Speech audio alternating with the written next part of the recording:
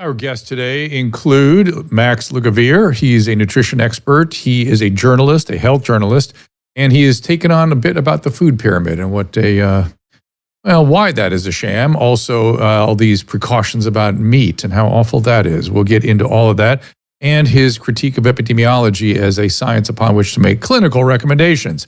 In addition to Max Lugavere, Viva Frei coming in, Boris attorney, host of Viva Frei on Rumble and Locals. He can be found on X, the Viva Frei, Vivafrei, and Max Lugavere is on X and Instagram at Max Lugavere, Lugavere. Let's get to it.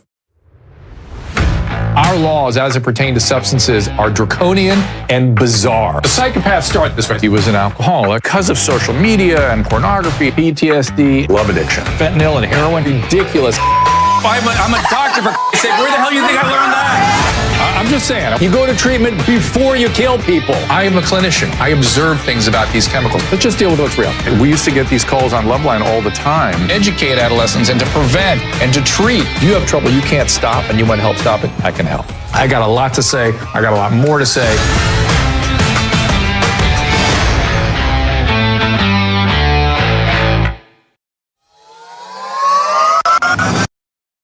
I'm excited to bring you a new product, a new supplement, Fatty. I take it. I make Susan take it. My whole family takes it. This comes out of, believe it or not, dolphin research. The Navy maintains a fleet of dolphins, and a brilliant veterinarian recognized that these dolphins sometimes developed a syndrome identical to our Alzheimer's disease. Those dolphins were deficient in a particular fatty acid. She replaced the fatty acid, and they didn't get the Alzheimer's. Humans have the same issue. And we are more deficient in this particular fatty acid than ever before. And a simple replacement of this fatty acid called C15 will help us prevent these syndromes. It's published in a recent journal called Metabolites. It's a new nutritional C15, pentadecanoic acid it's called. The deficiency that we are developing for C15 creates something called the cellular fragility syndrome. This is the first nutritional deficiency syndrome to be discovered in 75 years and may be affecting us in many ways, and as many as 1 in 3 of us. This is an important breakthrough. Take advantage of it. Go to fatty15.com/Dr. Drew to receive 15% off a 90-day starter kit subscription, or use code Dr. Drew at checkout for that 15% off, or just go to our website, drdrew.com/fatty15. All right. Max is our first guest. We'll bring Viva Frei in after the bottom of the hour. Max Lugavere, as I said, is a health journalist, filmmaker. His books include Genius Foods and Genius Kitchen, and he's appeared all over the place, including on Rogan's show. His Genius Life podcast has over 65 million downloads. I suggest you check that out. And maxlugavere.com, Max Lugavere on X and Instagram. Max, welcome to the program. Dr. Drew, it's great to be here. Thank you so much for having me. So the food pyramid is so clearly, I'm going to try to use some kind language here and say mistaken, misleading. That's kind language. What in the world happened? What were the adulterating influences? And how did they get it so wrong? And so pervasive, right? I mean, I grew up with this dietary paradigm imploring me every single 24-hour cycle to consume between 6 and 11 servings of grains a day. And if you actually look at illustrated versions of the food pyramid, I mean, it was like not just unadulterated whole grains, you know, the kinds of grains that you might mill for yourself, but like wheat products and grain products. And lo and behold, that paradigm paved the path for the fact that now 60% of the calories that your average adult consumes comes from ultra-processed foods that are dominated typically by grains, these subsidized, cheap sources of calories. They tend to be extremely nutrient poor. This is why oftentimes you'll see them fortified with synthetic vitamins. Now, the food pyramid, thankfully, has been retired, but it was always built on what's referred to as nutritional epidemiology. So looking at large populations, studying how they eat, studying how their health fares. And that's fine for example, drugs and things like that. But when it comes to nutrition, something as complicated as nutrition, where people don't eat, compounds in isolation. They're consuming whole foods. Nutritional epidemiology often falls short, and that is by and large what our dietary guidelines are comprised of, unfortunately. Yeah, I mean, I generally, I was shocked to see how much epidemiology was looked to during the COVID crisis as some sort of authority on clinical medicine. Epidemiologists brought us here in California severe warnings about what? Third-hand smoke. You ever heard of that?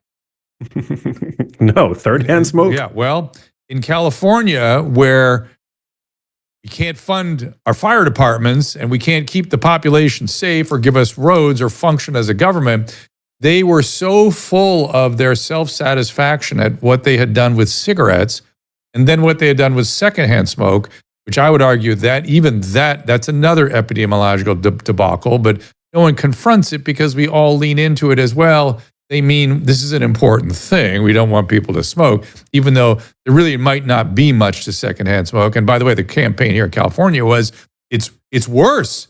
It's worse than actually smoking.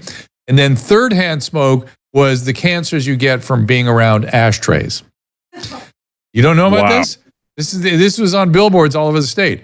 So that's California. I should be dead. And again, mind you, it would be absurd enough if I didn't have to look out my window and see cities decimated by the lack of governance right outside this window. So that's when this becomes acute, when you see how pathetic these people are in terms of what they're doing. But how about epidemiology a little bit? How did that get such an important position in the public conversation, in the public health conversation in particular? Well, at the dawn of nutrition science, I mean, that's really all we had. And I think epidemiology is fine in the field of nutrition. You know, I don't want to completely throw it under the bus. It's fine for hypothesis generating. And these hypotheses ultimately need to bear Tested. Tested in the randomized controle setting, which we have very few of in the field of nutrition. But unfortunately, so hang on. I want to back away. I want to really shine a bright light on what you just said because it's really important. Epidemiology, it's a scientific discipline. It's not a scientific method. It creates signals that then we can apply science to, which, amongst other things, randomized double-blind placebo-controlled trials. But it's not science in the sense that it speaks from on high. It doesn't create anything except a signal. Yeah. And particularly, again, in nutrition, like if you were to run a population study on a drug where the baseline exposure is 0, it's very binary, right? Like either you're taking a drug or you're not. Something synthetic created in a lab. But with nutritional epidemiology, oftentimes, the vast majority of the time, we gather data by way of what is referred to as food frequency questionnaires, which is very unscientific. I mean, these questionnaires are prone to recall, various biases with regards to recall. A lot of the times, people are not super authentic with the way that they fill them out. There are biases in terms of how we report, calorie consumption and the consumption of various foods that we perceive as being unhealthy.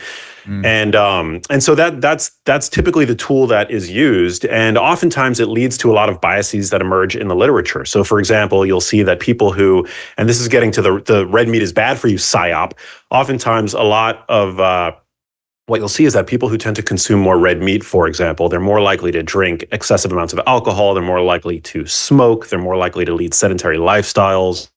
So this is referred to sometimes as healthy user bias or multicollinearity. It depends on how on the vernacular, but essentially it's very unscientific, and so it yields all kinds of data that might, to the uninformed individual onlooker, make sense from a narrative standpoint, but it actually is not borne out in the clinical setting. But nonetheless, this is what has formed the foundation of our dietary guidelines. And so for years, we've been ingrained with a certain perspective on what it means to eat healthily. That meat is bad, eggs are bad, that grains are good, that we need to eat whole grains, even more that we have a biological requirement for grains and grain products, which we do not. And so I think that this is part of the reason why we're seeing such abysmal public health statistics. I mean, today, 42% of the adult population is not just overweight, but obese. About 2/3 of us are either overweight or obese, but actually we're trending towards a country where 50% of us are going to be clinically obese. About half of us have type 2 diabetes or pre-diabetes. 90% of us have some component of metabolic syndrome, which I'm sure you're well familiar with. And so it's a really sorry state of affairs. And I think that nutrition is one part of the pie. It's a major slice of the pie. But I think part of the constellation of factors that has led so many of us to be so confused about what it is that we're eating is this nutritional misinformation that we continue to be spoon-fed. So I got a bunch of stuff I want to dig into there. It's interesting, the metabolic syndrome, we used to call it back in the 80s, and probably just in the 80s, we used to call it Syndrome X. And people decided they didn't like that term. And always when we approached it back in the day, the treatment was diet and exercise. That was the treatment. And then if we failed at that, we might think of some other things, but it was diet and exercise. And that's how I manage it. It has, we always looked at it as a genetically based condition, that some people just had this proclivity. But now we've pushed ourselves over into where there's maybe little or no genetic potential with our dietary management. We pushed everybody into this same zone. Yeah, well, you probably remember the Human Genome Project, which was kind of a disappointment, completed in, I believe, 2005. The goal of that project was to get to the root cause, the bottom of all of these conditions that seem to have been saddling society at that point: cardiovascular disease, cancer, dementia. And what turned out to be the case is that these conditions are minimally heritable. I mean, it can be traced back to epigenetics, the way that our genes and our lifestyles interact with our environment. And our environment, of course, includes the foods that we're... Yeah. Shocking. So, but you used a word that I find appropriate but needs some drilling into. You said the meat PSYOP. And so before you said that, I was going to say, well, what did they do to make this spurious food pyramid so ubiquitous? And why were they why did they have this righteous certainty about everything? And same thing with meat. There's a righteous certitude that it really immediately doesn't pass my sniff test. But it's a PSYOP they use. So tell me what you were thinking when you said the meat PSYOP. Yeah. Well, I grew up, when I was growing up, and this sort of dogma still permeates, I think, much of the zeitgeist with regards to nutrition, that meat is unhealthy. It's something to be consumed sparingly, that saturated fats found in whole animal source foods are to be consumed in strict moderation. Growing up, I mean, we didn't have butter in my household. We had margarine. We had these fake, petroleum-based fats. Yeah. that we now know, I mean, were toxic to the cardiovascular system, to the brain. They were artificially created, partially hydrogenated oils. Dead. You take a lot of margarine? Yeah, and I sat around ashtrays all day, so I'm dead. And died a long time ago. This is all, speaking of PSYOPs, this is all in your head. But yeah, I completely agree. We are big. You must know Kate Shanahan. Right. Yes. Yeah. And I've been an advocate. I've been a fan and advocate for must be almost 10 years of her research. And she went right at this early and often, and it has borne fruit. And now the climate people picked up the meat thing because they were losing traction on the nutrition side quickly. It completely collapsed, in fact. Yeah, and I've always actually been quite apolitical, but I started to see that the conversation around nutrition and how we might eat to, live longer and more healthily was being corrupted with this sort of covert activism with regards to climate efforts. And, and I thought that was really unfortunate. And for those that, are unfamiliar with my work, I got into this because my mother was very sick. At a young age, she was diagnosed with Lewy body dementia.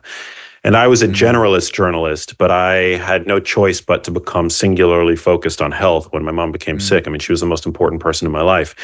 And I grew up with this food pyramid paradigm. And seed oils everywhere in my household. We traded, the whole fat, the natural fats found in whole animal source foods for their synthetic counterparts, which we've, only decades later learned were toxic.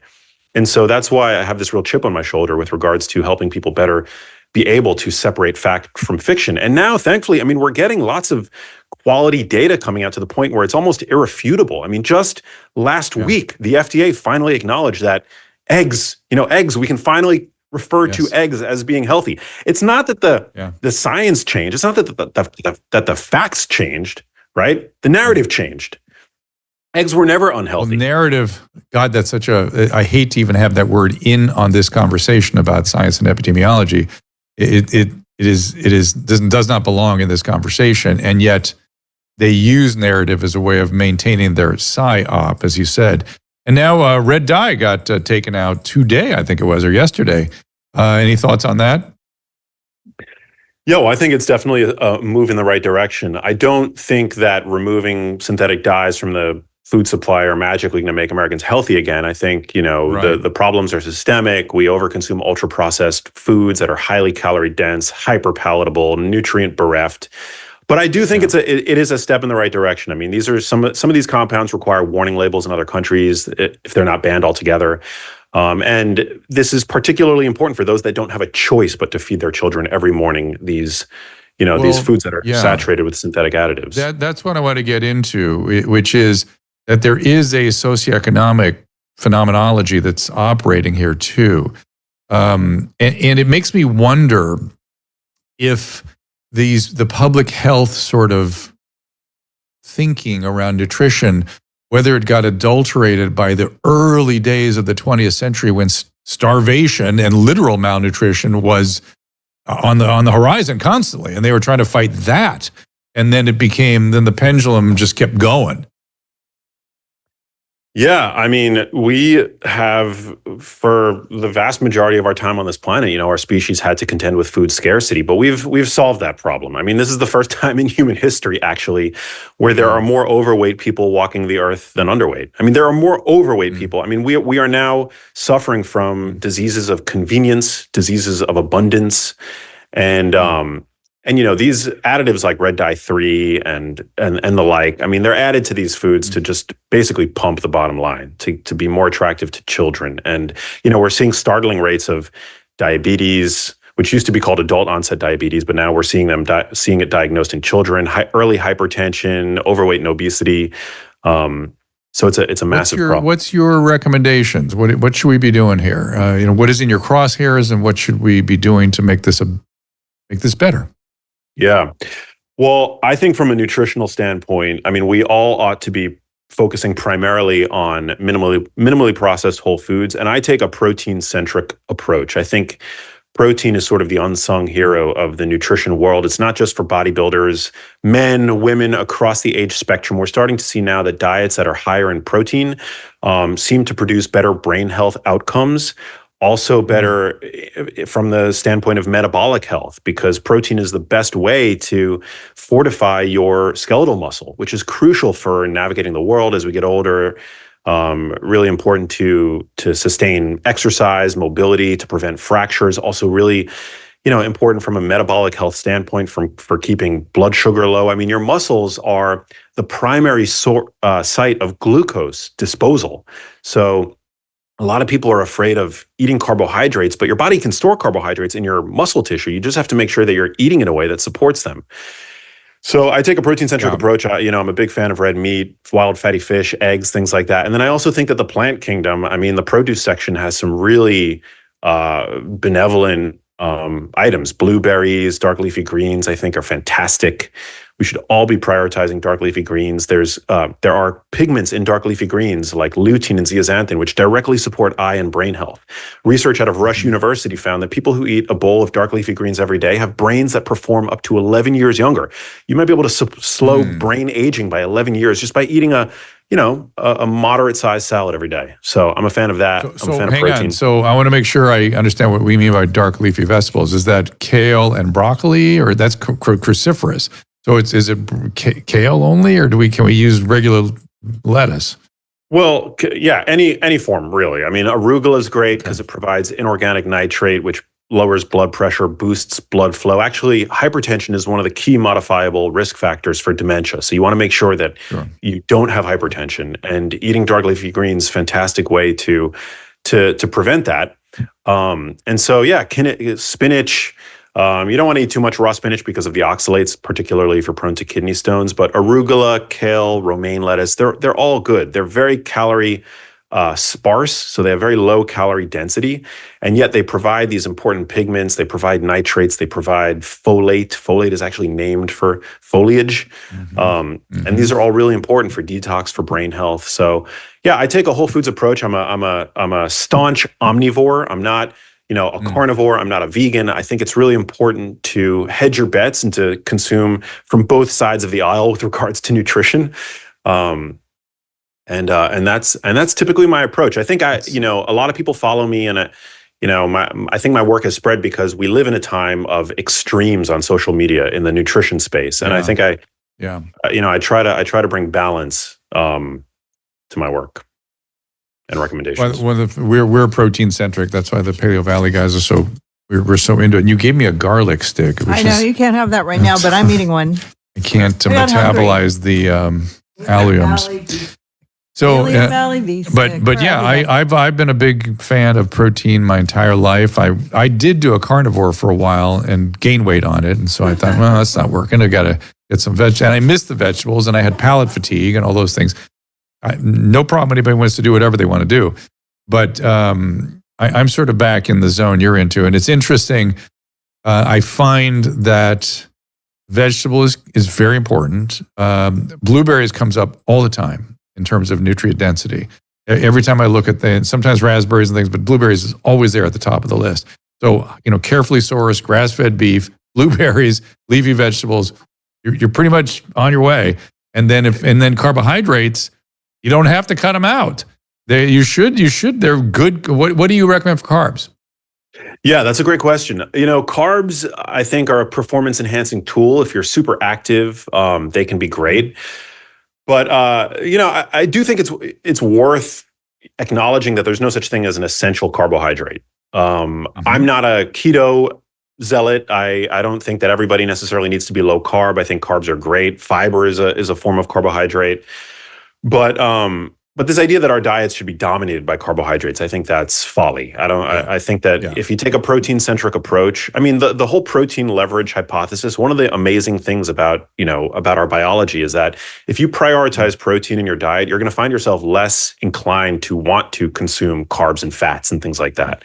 Our hunger mechanisms are calibrated according to this hypothesis, basically by necessity for amino acids, which were the most difficult to come by historically. You had to chase after your protein. Today, we don't have to do that, but our hunger mechanisms are still running version 1.0 of that operating system.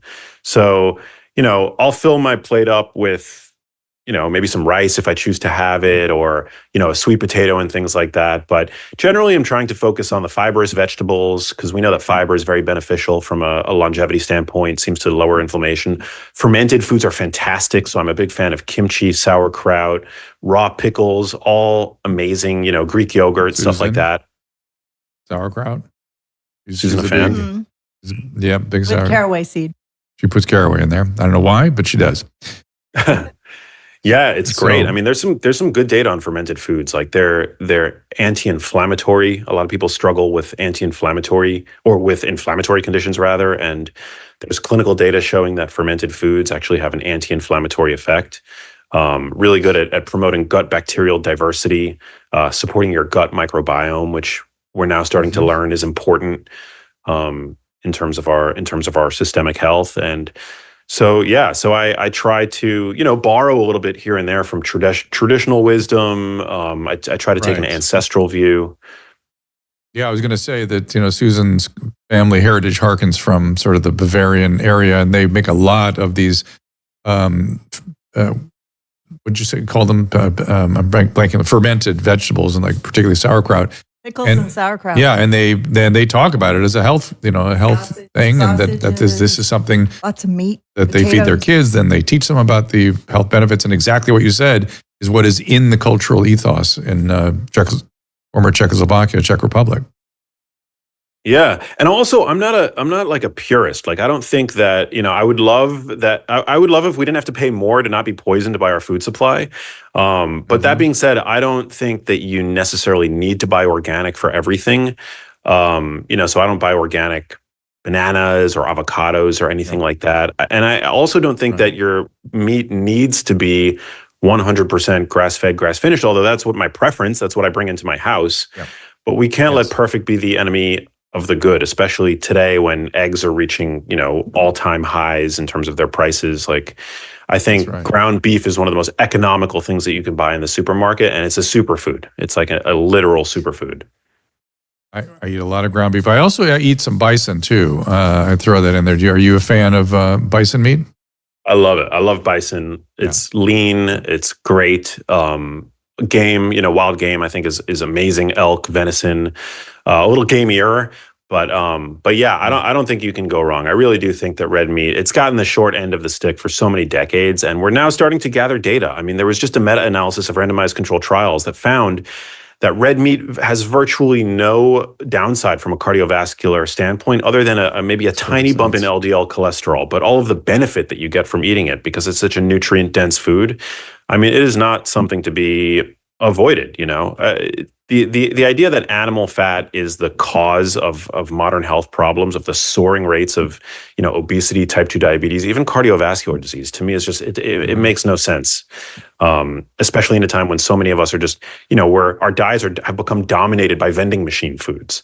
So we got to stop demonizing whole foods, animal source foods, plant foods, and the like. It's really important to welcome whole foods back to the table. And red meat is one of the most nutrient dense foods available to a modern human.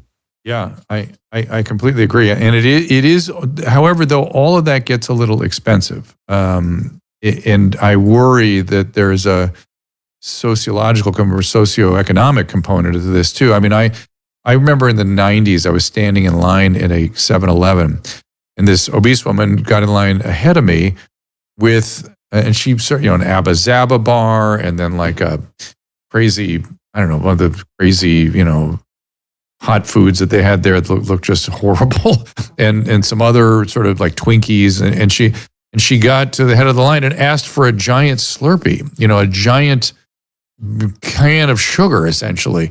And I thought, oh my God. And she didn't seem to have any idea that what she was doing was harming her. What's that, Susan? What's that?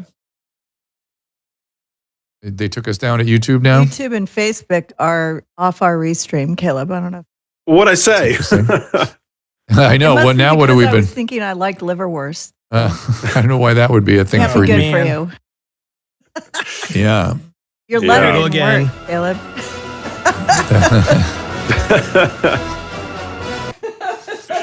Probably the meat triggered something. So the average person who has some interest in this, and everyone should have some interest in it, do you have, other than your podcast, is there a good source for people to help them guide themselves? Because people are very confused by all this. Yeah.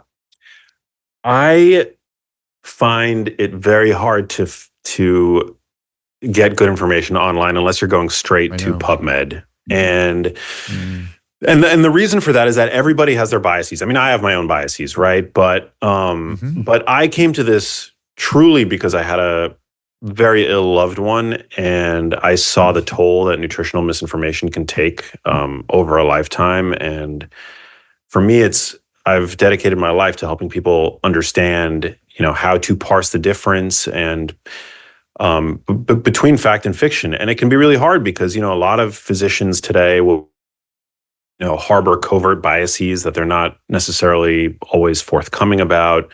And most physicians are not trained with regards to nutrition anyway.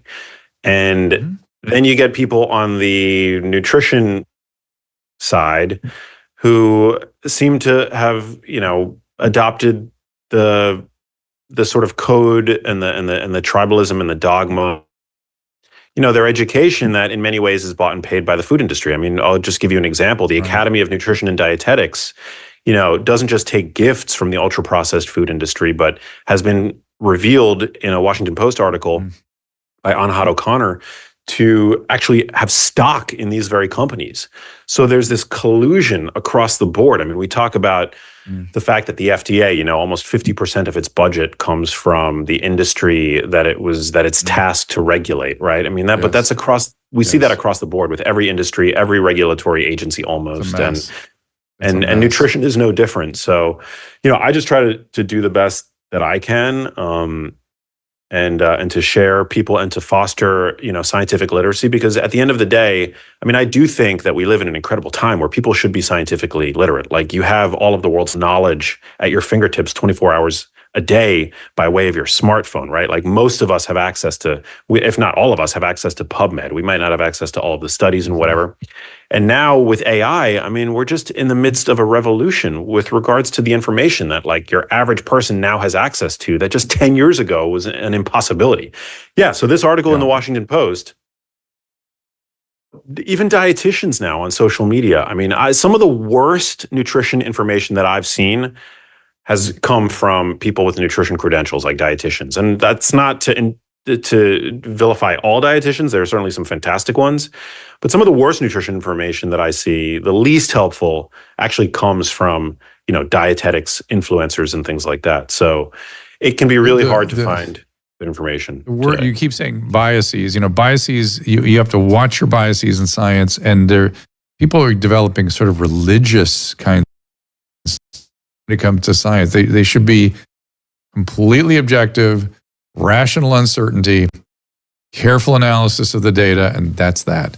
The fact that people have these strongly held opinions, boy, is that a mess. 100%. I like to say that the problem with following the science is that the science follows the money. And, the scientific method is great, but science is an endeavor. It's a human endeavor. It's an industry, and humans are flawed. And unfortunately, I mean, I am very passionate about dementia and Alzheimer's disease because of what my mom had. And you've seen fraud in the Alzheimer's space dating back almost 2 decades now, if not longer. And billions of dollars lost, decades of hope lost, misplaced. And so, yeah, there's ample fraud. Retraction Watch, actually, there was a blog published on Retraction Watch where it was estimated that almost 1 in 7 scientific papers has some degree of fraud in it. There's almost some I'm aware of that component of fraud, in 1 in 7 papers. And I'm very concerned about what gets published, what gets into the major journals and how the peer review process is done. It's kind of a mess right now. Now, you said your mom has Lewy body dementia. I'm not used to thinking of that one as highly metabolically related. Did you uncover some data about that? Well, actually, first of all, thank you for asking me about that. So, no, Lewy body dementia, at first it was very nonspecific what my mom had. And so because most of the research goes into Alzheimer's disease, that's sort of where what I put in my crosshairs. But Lewy body dementia has actually more in common with Parkinson's disease. And although there are dietary, lifestyle risk factors, there's a lot of really interesting data now pointing to an exposure aspect of the pathophysiology of these conditions, exposure to occupational levels of certain herbicides and pesticides, or certain solvents like trichloroethylene, which is still being used. It was actually recently banned, I will say, over the past 2 months, finally banned, but is still being used in certain dry cleaning applications. It's used as a metal degreaser. It was used actually for many years, interestingly enough, in place of hexane to extract seed oils. So it's like this awful compound, and it's been in the pathophysiology of Parkinson's disease.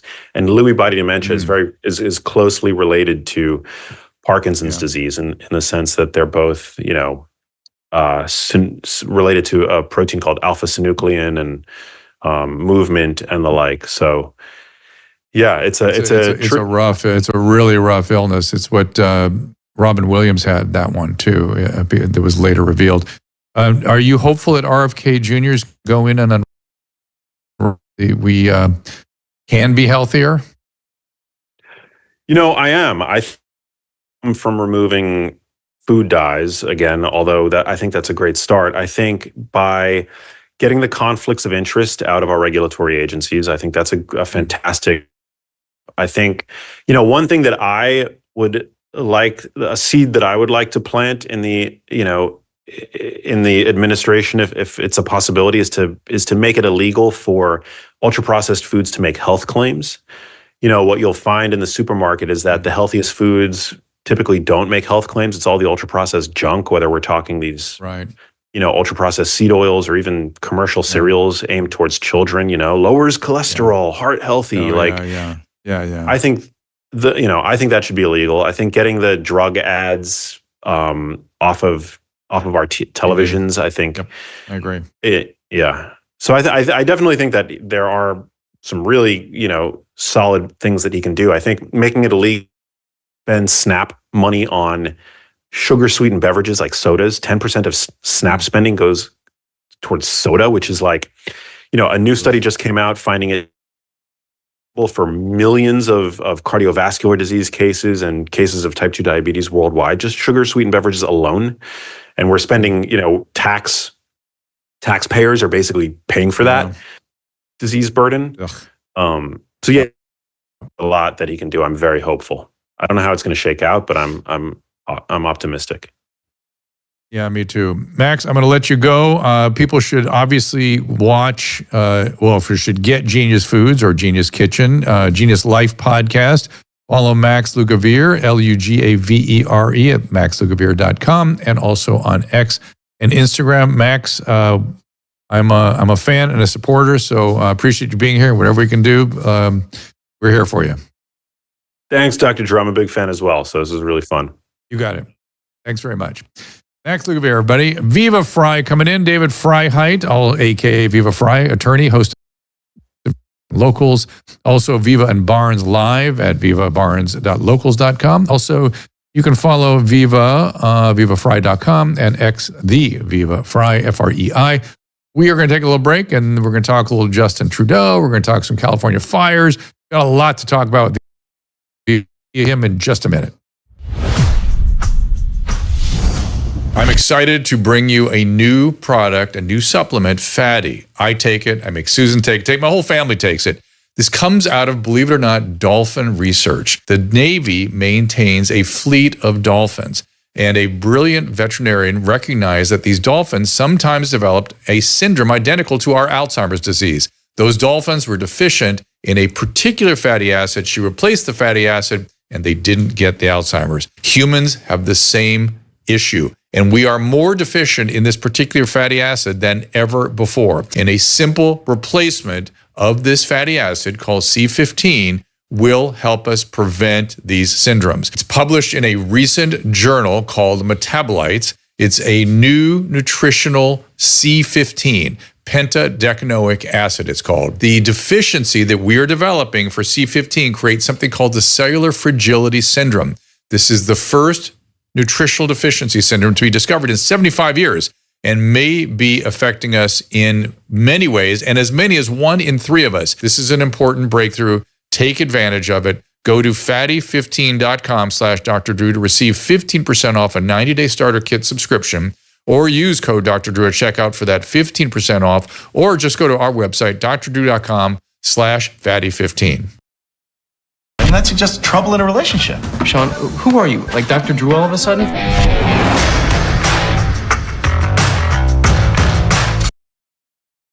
We're speaking of healthy proteins. Our friends at Paleo Valley, this acid, low calorie, high nutrient dense, and of course, our favorite items such as the grass-fed finished beef bone broth, and they are nutrient dense, impeccably sourced. It is Paleo Valley, and they've very quietly been supporting friends of mine who lost everything in the fires, who need food. They're great for your go bags, and I would order these. Particularly, you just heard a whole big conversation about protein-centric nutrition. Doctor.com/Paleo Valley. First-time orders get 15% off, 20% off when you subscribe. We love their stuff. We are happy to be them. They've been in our life, and we use their products all the time. That is doctor.com/Paleo Valley. And another group that is TWC, rationally ready. Again, our face was pushed to the mirror on that when it came to the fires. We were field emergency kit available for us. We reached into it more than a couple of times. But emergency contagion kit is something I'd like to be aware of as well. You can save 10% on that kit by shopping at doctor.com/TWC. They have 7 different kits customized for a variety of needs. Take a look at each one. Consider fire is coming your way. The field kit was very useful. A contagion kit, particularly suited for the next virus predicted. Of course, that is the avian or bird flu is being discussed. They've been working on it, a gain of function, so I want to be ready for that. And in the contagion kit, particularly, we put some Tamiflu to be ready for exactly that. Rather than freaking out about the next pandemic, be ready. Arm yourself with medications that you might need should this come to pass. This emergency kit has ivermectin, hydroxychloroquine, azithromycin, Tamiflu, as I said, budesonide inhaler, good for obviously upper airway inflammation, but also reduces viral replication. Go to doctor.com/TWC for 10% off, and you will not be sorry you did. Be rationally ready. It's backed up by telehealth, and there's a kit in each. There's a manual in each so you can learn how to use these things properly, and then the telehealth backup is for there. We are we've just been through 2 crazy situations, the pandemic and the fire, where you've learned that government can be the problem, or that when they need to be the solution, they're not there. You have to rely on yourself in either case. That's why I've been involved with TWC. Yeah, when your CVS burns down, what are you going to do? It's terrible. All right, let's get Viva Frei in here. Again, vivafrei.com and the Viva Frei on X. And of course, Viva and Barnes Live, as well as Viva Frei on Rumble and Locals. Viva, welcome back. How is the great state or territory, maybe it would have to be a territory first, of Canada doing? Well, I was up there for Christmas, but I'm telling you, I'm glad to be down in the free state of Florida. It's a different world. It's a different culture. It's a different political perspective. I'm convinced that a large portion of it is actually dictated by seasonal affected depressional disorder. Sad. I'm telling you, well, what Canadians put up with in terms of politics, there has to be some sort of biological phenomenon to explain it, because it's madness. But Trudeau looks like he's out the door, or at least very slowly walking out. He has said some things like, I've heard sort of reports about him saying, well, I really wasn't a decision maker. I was just a feel-good mouthpiece. And there were other people really making the decisions. Was that true, or was he part of the terrible decisions being made, or the source? Well, I think I might have been guilty of blaming Trudeau individually more than is warranted, because it's true. He's part of a globalist regime. I mean, there's no other way to say it. It sounds crazy, but I think we can understand it's the reality. And right now what we're seeing is like the new boss is going to be just as bad as the old boss, if not worse. This Mark Carney guy who's out doing a press tour with Jon Stewart and the other propagandists, doing videos, like, if you don't get with climate change, if you're not part of the solution, you're part of the problem, and you'll suffer the consequences. I mean, the new boss is going to be just as bad. So what has to happen is it's not just a question of Trudeau as a figurehead leaving the Liberal Party to be replaced by another globalist WEF figurehead. The Liberals need to have their asses handed to them in the next federal election, and God willing, that will happen. The only question is, will the Conservatives be that much better than the Liberals? They'll be less bad. So it'll be a step, at least not in the bad direction, just as quickly. I am so bewildered by so much of this, the climate stuff, unless it is really just to control populations. Because, if you really were actually concerned about climate, in this state, and particularly in California, you'd be worried about forestry management, because we undid 20 years of CO2 reduction with 4 years of fires. We also would be looking at CO2 capture. That would be an important thing. And if we really believed bad things were coming, why aren't they governing to that point? Why aren't they governing for preparation to these horrible things they keep prepping? Instead, they're buying houses on the coast. And if you really think there's going to be a problem, help us be safe. Do government. Okay. What do you think? Drew, they are, in the name of the climate crisis, they are outsourcing pollution to the biggest polluters. So you get Canada. Right. Canada, I don't say it could be wiped off the face. Canada could cease any emissions whatsoever tomorrow, and you'd reduce global emissions by 1.25%. All that they end up doing is, well, we're going to cut national production of gas and oil. So we go beg for it from Saudi Arabia and Venezuela, who are not the cleanest of producers. We're going to go green. California wants to go green. It's terrible that, I can't make a joke. It's gone up in flames before it went green. And so we're going to get, renewable green cars from China, solar panels from China, minerals that are turning third world nations or developing nations into toxic hellholes. And so in the name of climate protection, all that they're doing is outsourcing the pollution to the worst of the polluters. So it's nothing to do with the climate crisis, even assuming their own premises, which I do not accept. It is about crippling the national economy and becoming subservient to and basically controlled by China and India. Oddly enough, two of the countries that have the most influence in Canadian politics.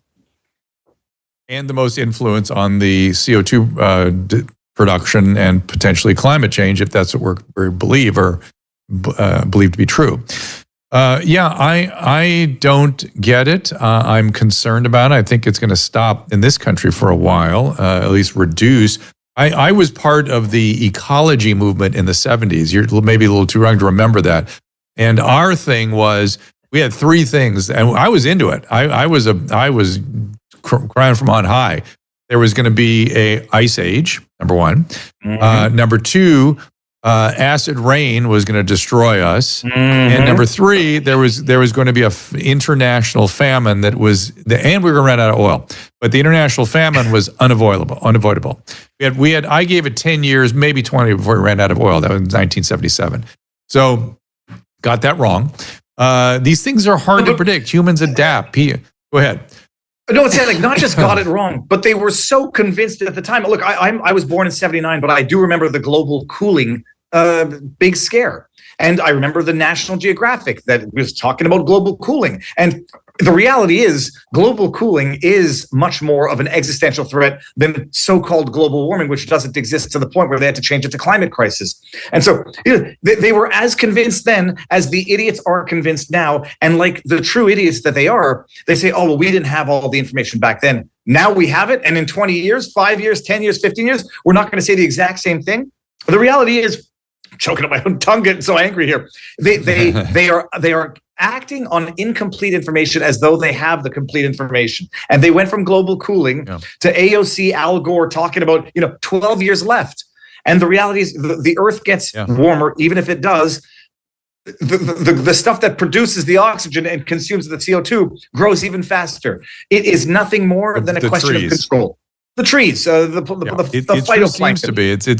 It again feels like religion. It's a weird, as religion has gone down, humans have found these other religious causes to supplant that particular instinct, it seems like. And it is destructive.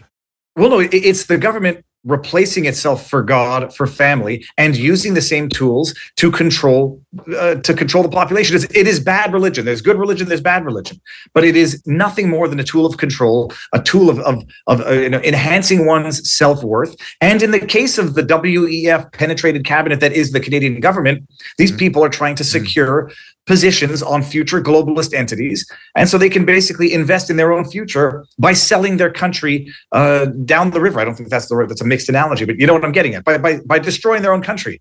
But at least they secure their own sense of importance in the meantime and potential future business prospects in the long run. Bad Religion, good band, by the way. Great guys.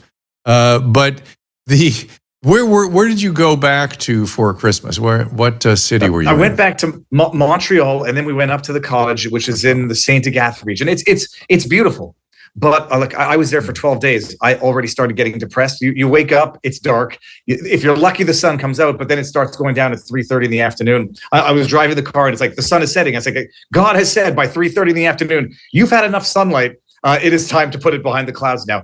So I went up there.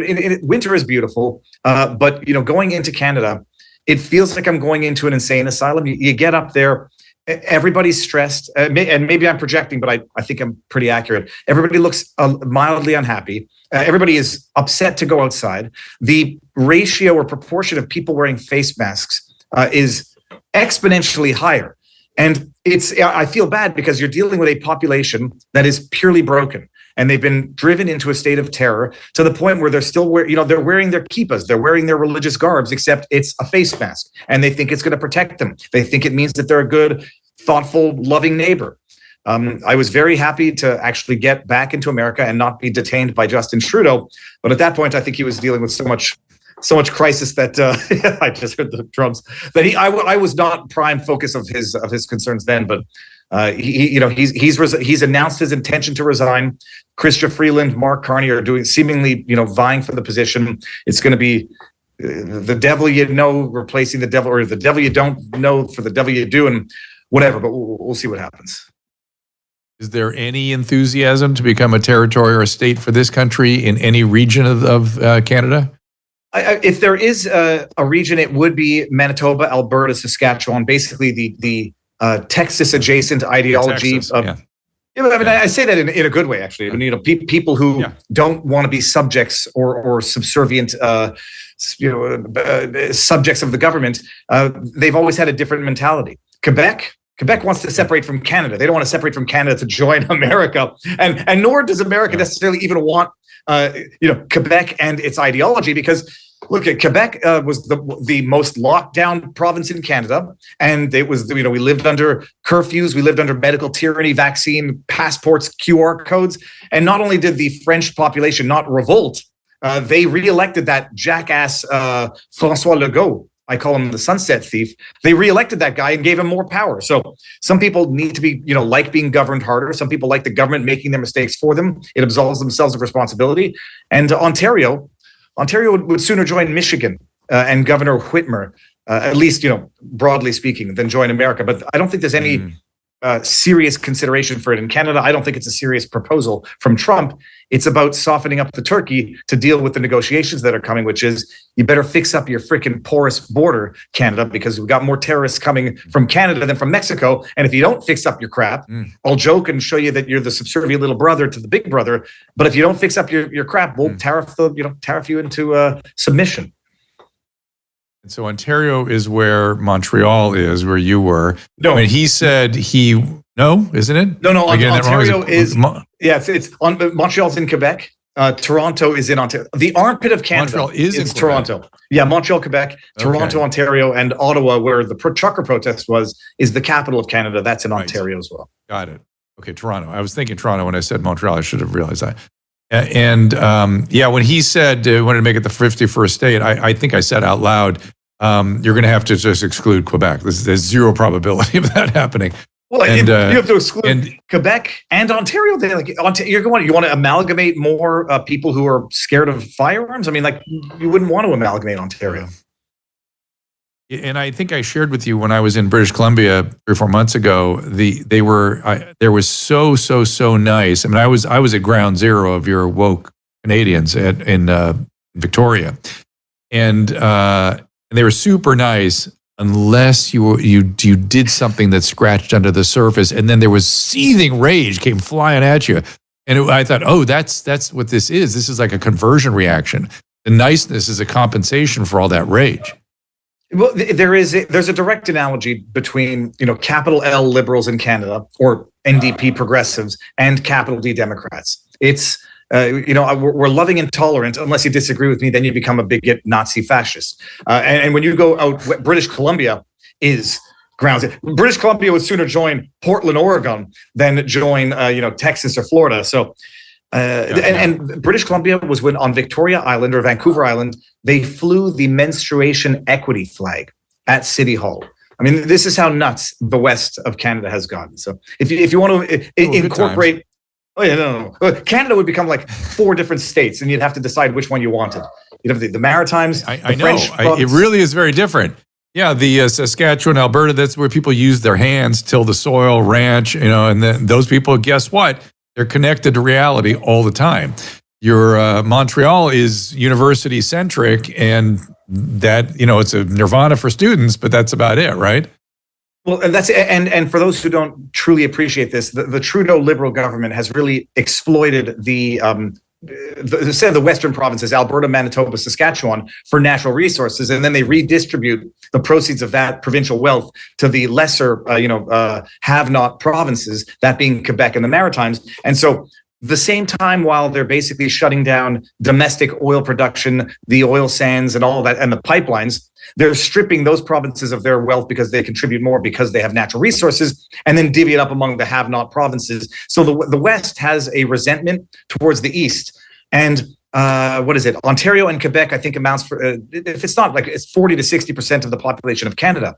So basically, the provinces of Quebec and Ontario effectively dictate national politics. So out west, they harbor a great deal of resentment towards the east, to the point where they want to separate, and they want to call it Wexit, which is the West exiting from Canada. Quebec wants to separate. Their federal party is dedicated to separating from the federation. So all that to say, the proposal is not a serious proposal. It's a negotiation tactic, and I think the Harper government, or at least the conservative Pierre Poilievre opposition party, they'll play tough and they'll pretend, but when they get into power, they're going to have to start negotiating and understand they're negotiating from the position that they are, which is a position of weakness, and they have to negotiate properly. I want to guess at a translation for our non-Canadian listeners and viewers, which is the Maritimes, I guess, is Nova Scotia and Newfoundland. Yeah, you got Newfoundland, Labrador, which Newfoundland is called the Rock. It's an island unto itself, literally. Then you got Nova Scotia, New Brunswick, Prince Edward Island, which are the Maritimes.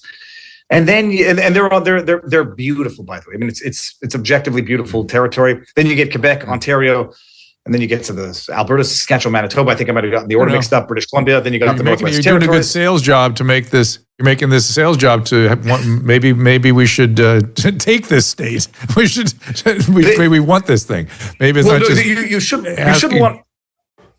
No, I would say, like, Trump should want one of the provinces to connect Alaska to America. The meme, the AI image, were like, makes no sense. We have to drive through Canada to get to America. One of those provinces to connect Alaska to America would make perfect sense. There you go. Perfect sense. What happened to the guy, the conservative leader that got famous when he was showing disdain eating that apple in the interview with the journalist? I thought that guy was going to show up again right about now. No? He is. His name is Pierre Poilievre. People always have a difficult time pronouncing it. He's still the leader of the Conservative Party, which is technically the opposition party to the Liberals. It looks like he's going to be technically not the next Prime Minister of Canada, because the next replacement for Trudeau will be the next one, but he'll be the next one after a federal election. Whether people like it or not, he's better than Trudeau. The Conservatives in Canada are liberal light, like to say, driving at the speed limit, policy-wise, in every respect. So, in terms of the wokeness, they give re-education to their members of Parliament who don't gender people properly. They voted unanimously for the conversion therapy ban bill, which basically says you can't tell a trans kid that they're not trans, but you can tell a straight kid that they're gay and trans, whatever. It's a one-way conversion therapy ban. So they're not much better, but they're definitely less bad than the Liberals. So if nothing else, to stop the bleeding that is the political destruction in Canada, to get the border under control, to get visas under control, to get inflation under control, to bring back domestic energy, it'd be good. So we'll see what that holds. An election no later than September, October of 2025, earlier potentially if they trigger a non-confidence vote, pass the resolution, and then trigger an election earlier. So California is Canada light, maybe not even light, because Trudeau and Newsom are very, very similar dudes.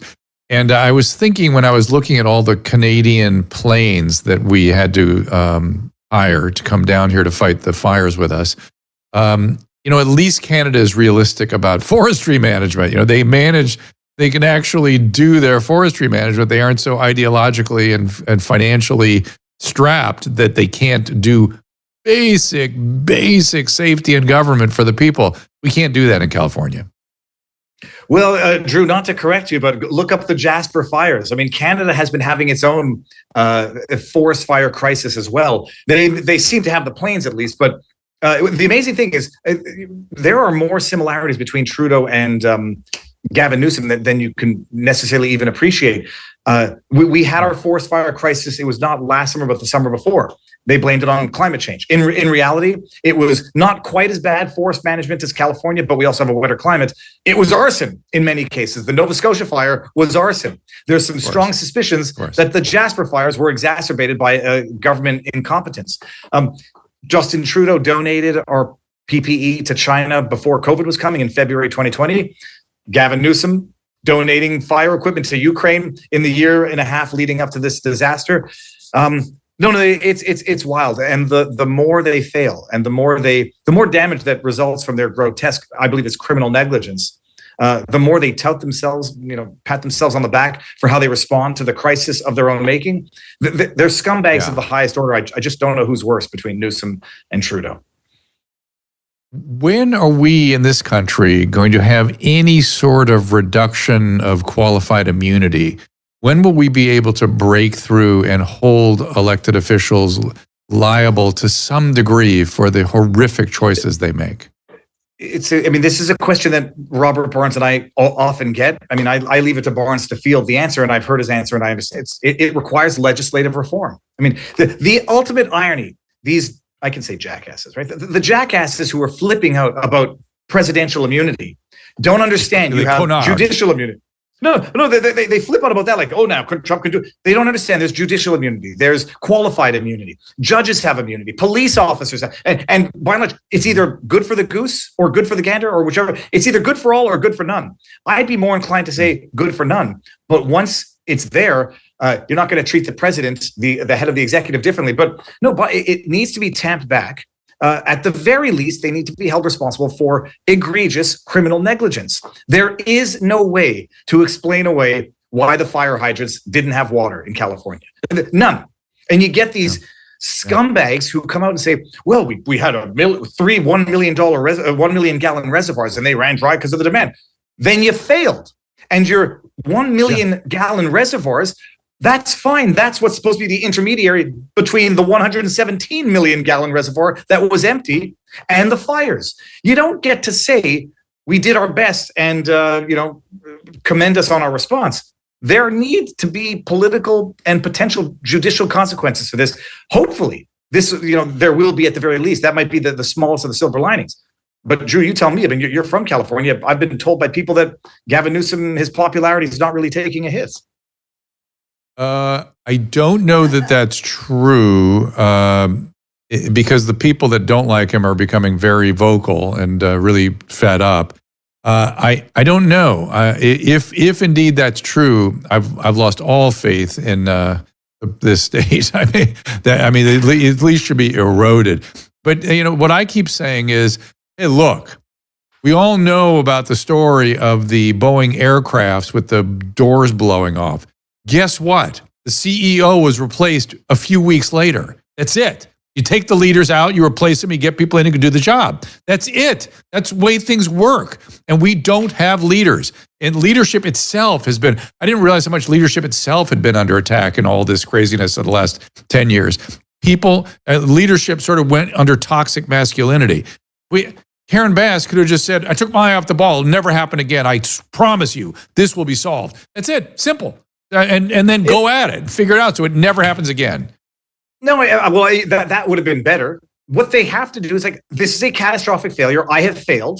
I should make room for someone who will A, remedy my problem. Well, I don't think that'll happen. No, of course it's not going to happen because it'll be racist, right? I don't know, lesbophobic, homophobic. The whole thing is they put these figureheads in these positions of leadership, put it in quotes, specifically so that you cannot attack them afterwards without being subjected to the label of racist, misogynist, homophobic, whatever. And so it's amazing. You try not to draw these connections, but other than Newsom, everyone you see fits something of a diversity higher, and whether or not they were, the fact that you're looking at this, every single one of the people at the summit of this incompetence looks like they fit a DEI hire. And then if you say something like, are they even competent? Oh, then you become the bigot, misogynist, phobe, whatever. Right. The bottom line, it's all criminal incompetence, criminal negligence, and there's no way to explain it away. Oh, there's nothing we could have done. Horse crap. Like, I'm learning this, but the Santa Ana winds, the dry season with the heavy winds is not new. Forest fires are not new. That Santa Ynez Reservoir being empty was not new. And it was empty for a minor repair that should have been done a year ago. And the diverting of the water for the Sacramento or the San Joaquin Delta smelt, not new. Fire hydrants not working or having been stolen for metal, not new. So you have all this time to prepare for it, but instead you're spending money on woke nonsense, supporting a homeless population that you've exacerbated the number of through your immigration policies and sanctuary city status. And then you get arsonists who are illegal immigrants, and then you're not cooperating with ICE. I mean, jail for all of them. Nothing less will do. Yeah, it is the fact that, and by the way, just sanctioned $50 million to Trump-proof the state right on the day of the fire. In the middle of the fire, they put more money into. Yeah, I mean, you can't make this stuff up. But I want to give you an opportunity to sort of I don't know if it'd be strengthen your position on some of the aim you were taking at the leadership. Have you seen the LA Fire Department chief? She is a gay woman, and she is fantastic. She is amazing. So I want to point out that whether or not she is whatever got her in that position, there are competent people here and there in these positions, and they jump out at you. You see it like, oh, that's leadership. That woman is. And by the way, she called out all the failures of the government. She called them all out. Just said them this is what happened. She has to defend the firemen on the lines, and lives were endangered as well as the property they were trying to protect. She is exceptional. But go ahead. Well, I'm not sure. I'm getting confused because there was one who said she didn't know how the water, how the water got to the fire hydrants when asked as to why they were empty. There was the other one who said, there were several people like that. But the chief, keep your eye on her. She performed admirably, but she was rendered ineffective by the incompetency all around her. Now, you could argue that maybe she should have been on that, preparing for it, but I don't see how a fireman could deal with the infrastructure and the incredible bureaucracy of this state and this city. By the way, you don't hear so many complaints about Pasadena. This fire was horrific, but this group also performed well. We're like a separate country over here in Pasadena, and our own everything, our own water and power, our own everything. We don't have brownouts here. We don't have water problems here. We have a fire department, a police department that function beautifully. Our police chief, he was another one that got up and was like, that's a leader. Let him do his job. And so it wasn't all bad, but where it was bad, the hand needs to be held to the fire, for lack of a better metaphor. There's no question also, like when you criticize the machine, and then some people say, well, be appreciative of the firefighters whose hands are tied. There's no question about that. And those pilots, you've seen the guys flying those planes, or the people, I don't know if they're guys, flying those planes. And picking up water, skimming the ocean, dumping it down with pinpoint precision. The firefighters risking their lives with inadequate support. I mean, that's the issue, is that it makes everything worse and more dangerous for everybody. But in the meantime, what did they have? They had like a midnight LGBT walk that they spent a couple $100,000 on. Where they spent money, it wasn't all of it, but it's laughable because it just shows you where the priorities are. And apparently, and I've heard it, I refuse to believe it, but apparently I'm told it's true, that they're holding up fire trucks from entering to fight because they don't respect California carbon emissions. Drew, have you heard this? Confirmed. They have to take them first to Sacramento for clearance before they can be brought down here. That's confirmed. Jail. That is a jailable offense of good sense and morality. It's like, I don't need to hear anything more than that. And hopefully, because of the emissions. God willing. Well, that's the conceit. How do we get? You're going to have to, on your show today or tomorrow, you're going to have to ask Barnes how to get around qualified immunity to criminal negligence, because that's what this all is. It's negligent manslaughter. What we need is some sort of independent federal investigation, and I think, I'm surprised that Gavin Newsom's name hasn't come up for a preemptive pardon yet, because under a Trump administration, you got to look into where the federal funds have been going. Well, what have they been doing with all of this money? And so I have a sneaking suspicion there's probably some lack of accountability, potential fraud as to what was done with the however many billions of dollars they get. And then in terms of like where policy-wise, I mean, that's one, a federal investigation, because the state won't investigate itself. But say if the only silver lining Are you aware that we've been promised fast trains in this state? A fast train from Las Vegas to somewhere out here in the valley. A fast train. You're saying it was just a rumor, Caleb? I heard it was confirmed. I just wanted to point that out because it was spread by some people, but they had false information, and they went back and they deleted those posts and pulled them back.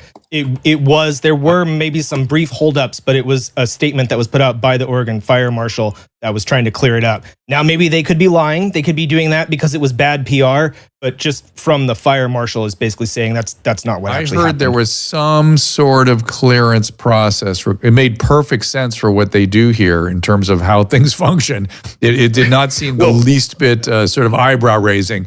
It just seemed a good example of how pathetic things are here. But it's not confirmed. Let's withdraw that.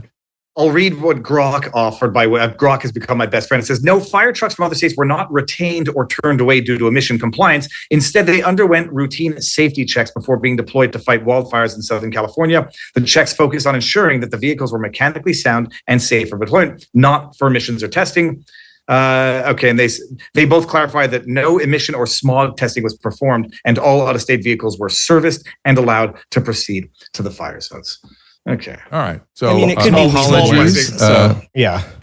Listen, I look for opportunities to apologize that we were wrong, and that wherever I heard it having been confirmed, I should have double checked on that. I want to apologize in the strongest words possible. I got that wrong. I will be more careful next time. And if there's something I need to make an apology more directly to somebody who was insulted by this, I will be happy to do so.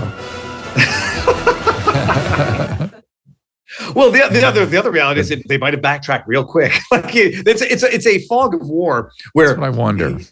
No, of course we were. At very minimum, you should be embarrassed that I would believe a story like that. That it made perfect sense in the setting of how things are done here in California. No, we don't know what to believe. Yeah, right. Because the fact is stranger than the fiction.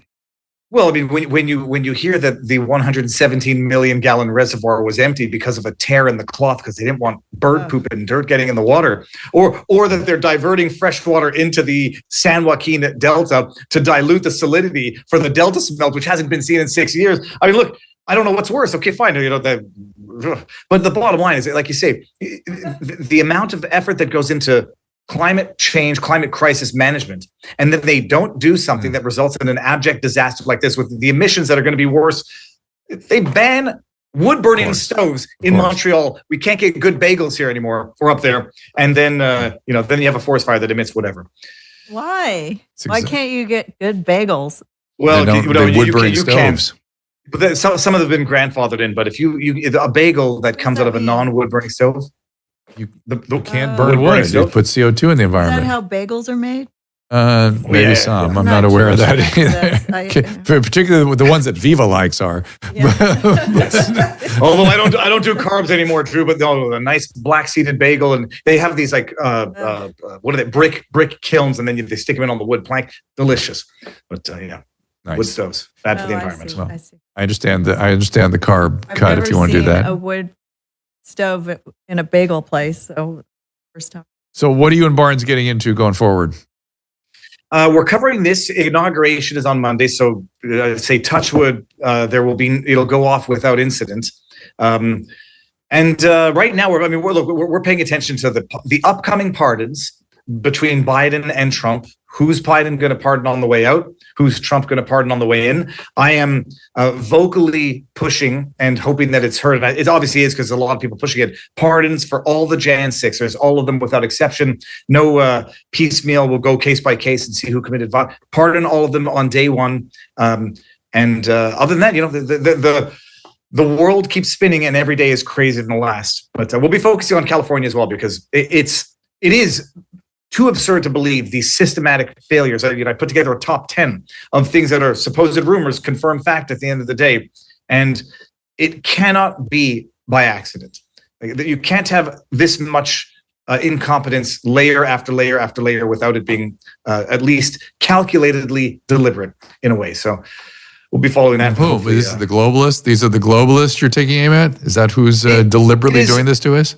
It's unclear, but the crisis produces the result that they wanted in the first place, which is now, we're going to have to rebuild. We'll make it a nice, clean 15-minute city. No, you can't rebuild in Malibu now. We're going to bring back the ancestral burial grounds of Native Americans. So whatever is happening, it's certainly fitting the agenda of the very people who implemented all the policies that have resulted in this crisis metastasizing. So it's not an accident. It's deliberate. It's deliberate, layered incompetence, I think, is how Bongino refers to it. It is anything but governing, just anything. So, well, listen, my friend, it is good to see you. I hope your wife and kids are good. I will look forward to having another barbecue down there with you one of these days. We are frequenting Florida an awful lot, and we enjoy it every time we go. That was the best. The next time you come down, we're going to have a real charcoal barbecue with that beautiful red meat from Easy Meats on Glades. It's the best, not an ad, but it's the best meat on earth. So Drew, next time you guys are down, for sure. Good. Eva, good to see you. We'll look for you on your and Barnes podcast. Take care. Amazing. Thank you. Thanks for joining us. Love him. All right, the great Viva Barnes. Coming up for us, I'm Viva and Barnes, right? The great Viva Frei, of course. And you can find him on X and Instagram and everywhere. And on his show at Rumble. Tomorrow, Dave Rubin's going to join us early at noon, speaking of Florida. Then Susan will have her calling out show at 3 o'clock. Do you want to... We're going to do a prediction show tomorrow with 3 psychic mediums. And we'll ask them if they're going to pardon January 6ers. Oh, interesting. That's going to be my There's first your group question. There. Is that who are the groups? It's going to be Andrew, Anderson, Lauren, Rebecca. Lauren Rainbow, and Rebecca Fearing. And then Salty Cracker next week, Toby Rogers, Kim Young, Peter McCullough, Beatrice Rosen. She's a French actress, also an actress over here in the United States. And she is really interesting perspective. I saw her in a French radio program. I thought we should get her on this. She's speaking out broadly in France. Okay, we will get all that going. So tomorrow is at noon. You don't want to miss the great Dave Rubin. We'll see you there. Ask Dr. Drew is produced by Caleb Nation and Susan Pinsky. As a reminder, the discussions here are not a substitute for medical care, diagnosis, or treatment. This show is intended for educational and informational purposes only. I am a licensed physician, but I am not a replacement for your personal doctor, and I am not practicing medicine here. Always remember that our understanding of medicine and science is constantly evolving. Though my opinion is based on the information that is available to me today, some of the contents of this show could be outdated in the future. Be sure to check with trusted resources in case any of the information has been updated since this was published. If you or someone you know is in immediate danger, don't call me, call 911. If you're feeling hopeless or suicidal, call the National Suicide Prevention Lifeline at 800-273-8255. You can find more of my recommended organizations and helpful resources at drdrew.com/help.